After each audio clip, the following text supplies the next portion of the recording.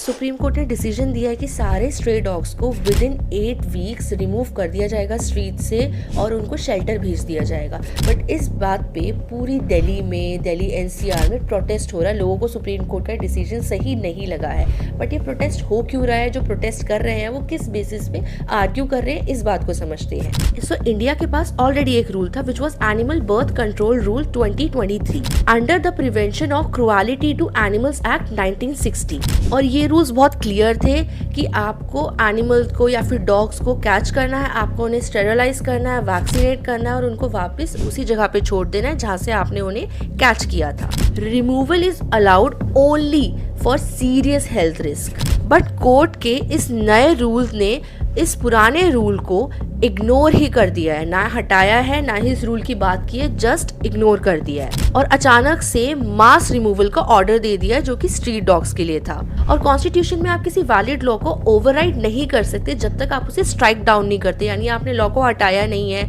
आपने उस लॉ के ऊपर कोई बातचीत नहीं किया, आपने रिमूव नहीं किया उस लॉ को, आपने खत्म नहीं किया है और आपने सीधे उस लॉ को इग्नोर कर दिया है, विच इज आप नए लॉ बना के ओवरराइड कर रहे हो, उस लॉ का फॉलो नहीं कर रहे हो, पालन नहीं कर रहे हो, आपने उसके ऊपर उसके ऑपोजिट एक नया लॉ बना दिया है, विच इज रॉन्ग, जो प्रोटेस्टर्स ने कहा है। प्रोटेस्टर्स ने ये भी रिमाइंड कराया सुप्रीम कोर्ट को कि 2014 में सुप्रीम कोर्ट ने कहा था right to live under article 21 and 51 AG में ये राइट सिर्फ ह्यूमन बींग्स के पास नहीं था, एनिमल्स के पास भी था और एनिमल्स की तरफ हमें थोड़ी काइंडनेस दिखानी चाहिए, थोड़ा कंपैशन दिखाना चाहिए। तो अगर सारी सिचुएशन को देखा जाए तो कहीं ना कहीं ये प्रोटेस्ट ठीक भी है, क्योंकि यहाँ पे बात हो रही है not only for animals but also a question on law कि कैसे लॉ और लॉ आपस में क्लैश हो सकते हैं और कैसे एक लॉ दूसरे लॉ को ओवरराइड कर सकता है बिना स्ट्राइक डाउन करे।